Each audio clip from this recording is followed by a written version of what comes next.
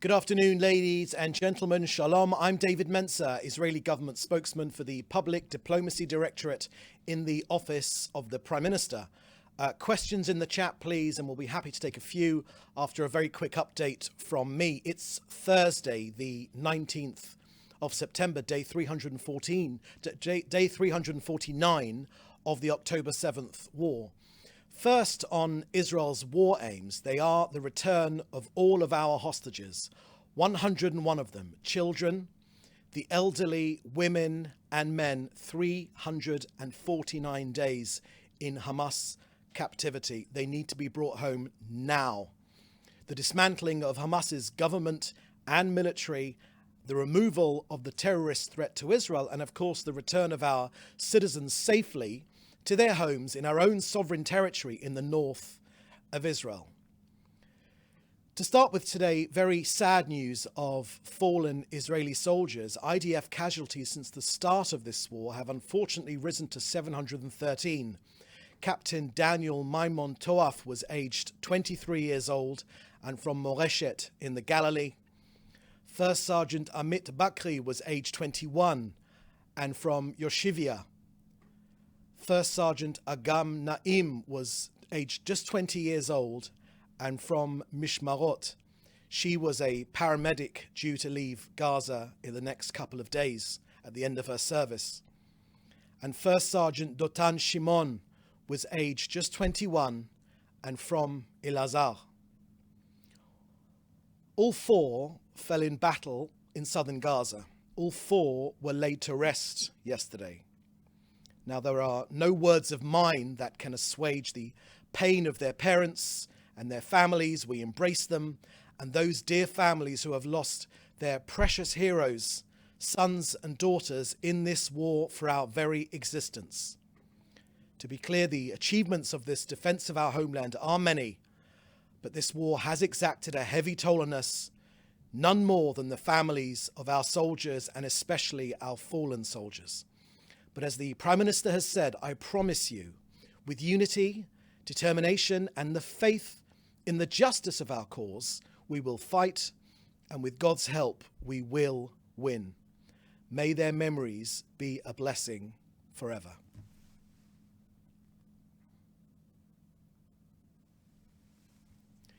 Next, let me share Israel's view on the Palestinian-led resolution in the United Nations General Assembly just yesterday. First things first, it harms any chance for peace, what we want most of all, the very essence of Israel. It's disconnected from reality and from the situation on the ground. It ignores the past, the historical rights of the State of Israel and the Jewish people in the land of Israel.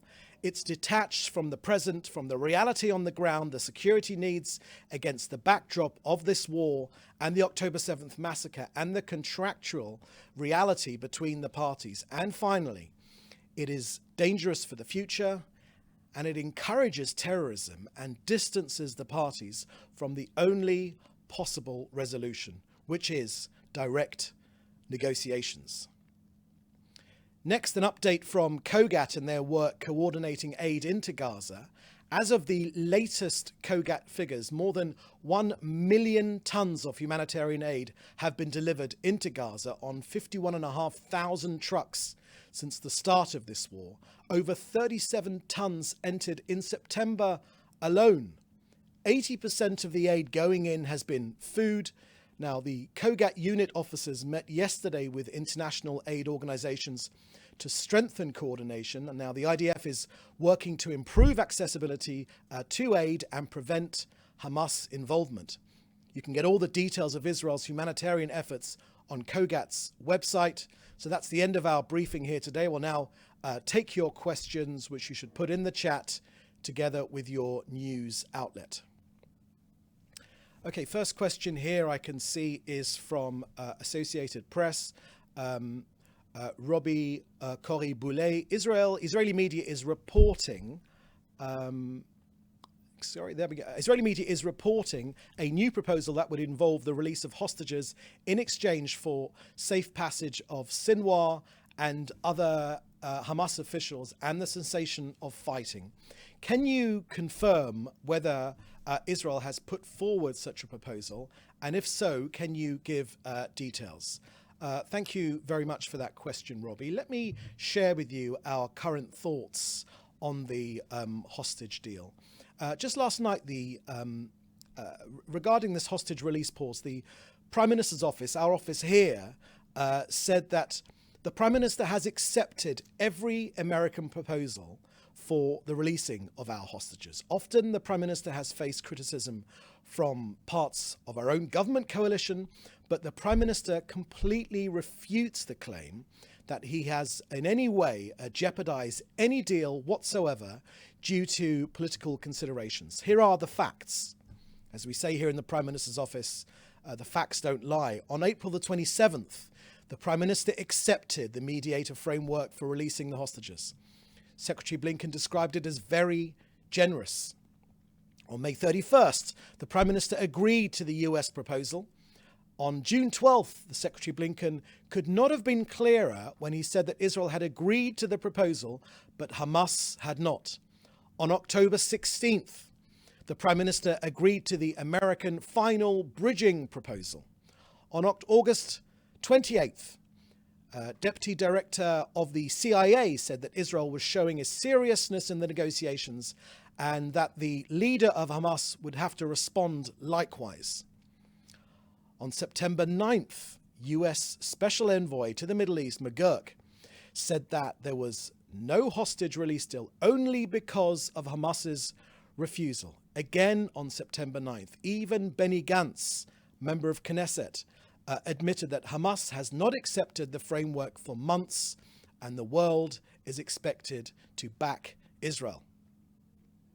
So these claims that Israel is in any way holding up a deal are false. They simply echo the propaganda of Hamas. They invert reality. Just a reminder that Israel has secured the release of 154 hostages, 117 who are alive today because Israel utilized all means necessary to get those hostages out. So to be clear, to answer your question, whoever wants to assist in the effort to release our hostages needs to pressure the murderer Sinwar and not the Prime Minister of the State of Israel. We cannot be any clearer than that. Okay, next question is from Ulrik from TV2 Norway, with Defence Minister Gallant saying that we're at the start of a new phase of the war and the transfer of more troops to the north of Israel. Is Israel preparing for ground operations against Hezbollah in Lebanon? Thank you for that question from Ulrik from TV2 Norway. Look, the Prime Minister has made extremely clear very, very recently, and also when he's visited the north in the last few days, in the last week or so, that Israel is prepared for both defense and attack. He and all of us here in Israel are attentive to the residents of our north. The Prime Minister speaks with residents of the north and with the heads of their local authorities. The government sees their distress. We hear their anguish. No other country would put up with this sort of reality. The current situation is simply not sustainable. Now, the Prime Minister has said that the change in the balance of forces on our northern border is needed and necessary. So Israel will do whatever is necessary to return our residents securely to their homes. The government is committed to this, and we will not suffice with anything less.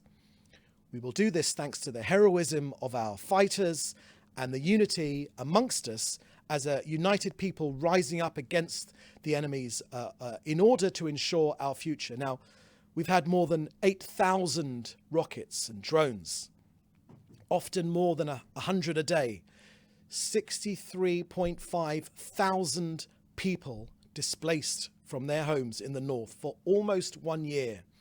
Again, no other country would put up with this. 850 fire incidents, close to 200,000 dunams of land burnt, 46 of our people killed by Hezbollah, incessant firing of rockets and UAVs by the Hezbollah terrorist organization, which is aimed at killing our people with no other reason, just to kill our people, trying to impose this terror and disrupting daily life. So Israel is responding with force to this aggression by Hezbollah.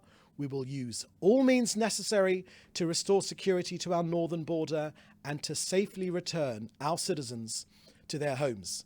We will respond with force to this unprovoked aggression from Hezbollah. We've had thousands of these rockets since October 23, UAVs from Lebanese territory. Now, the state of Lebanon and the Hezbollah terrorist organization, which operates under the guidance of Iran, it's always Iran behind all of this violence. They are responsible for this escalation in the security situation in our north. It's in violation of international law and United Nations Security Council resolutions 1559 and 1701. The Israeli government has a responsibility to defend its people, and that is precisely what we are mandated to do, and is exactly what we will do and we are doing. Okay, next question here from David Clement from the News Forum in Canada. Can you provide any specifics about the plot by Hezbollah to assassinate former Defense Minister Moshe Ya'alon? Thank you for that question, David Clement from the News Forum in Canada. The details of the unveiling of that plot to kill our senior security personnel from our security echelon is on the IDF's website or on the IDF Telegram. So I would advise you to look there for details of the unveiling of that plot, for the foiling of that plot. Next question here I can see is from it's from Sebastian Ramspeck from Swiss Television, SRF. Yesterday, the United Nations General Assembly has given Switzerland the mandate to convene a conference of the parties to the Geneva Conventions with regard to the Middle East conflict. Does Israel intend to take part in this conference? Thank you for that question, Sebastian. I haven't got any information on that. Can you just scroll up for a second in terms of if I've missed any other questions? A question here from Joel Pollack at Breitbart News. It's regarding the hostages, and I've spoken about that.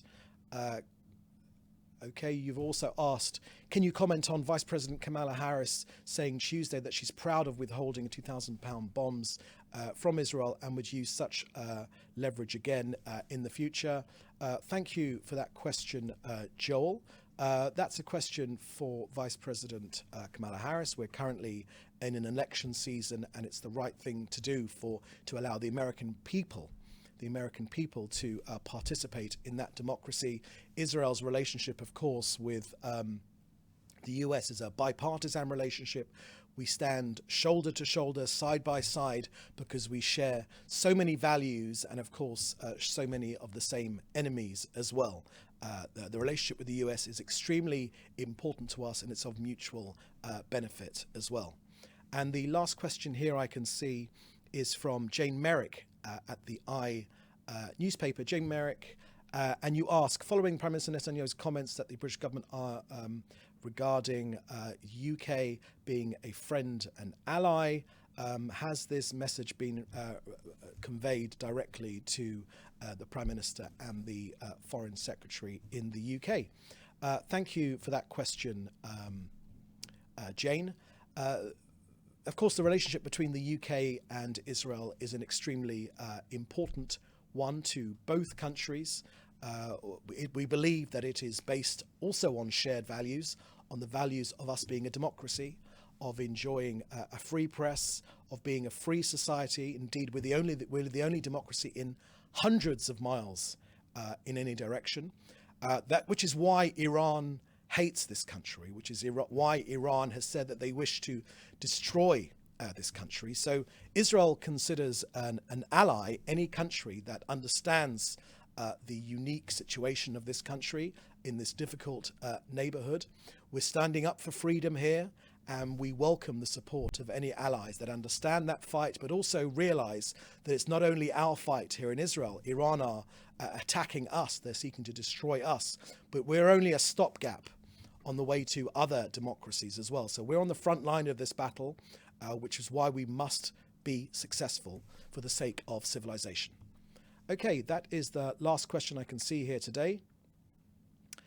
Sorry, I've got one more question here from the BBC regarding Lebanon, and I've given everything I have to say about Lebanon previously in my question, Daniel de Simone from the BBC. So our next briefing will be tomorrow. Thank you for joining us. In the meantime, please do stay safe, and we'll look forward to seeing you at the next briefing tomorrow at the same time, 3:30 Jerusalem time. Thank you. Bye-bye.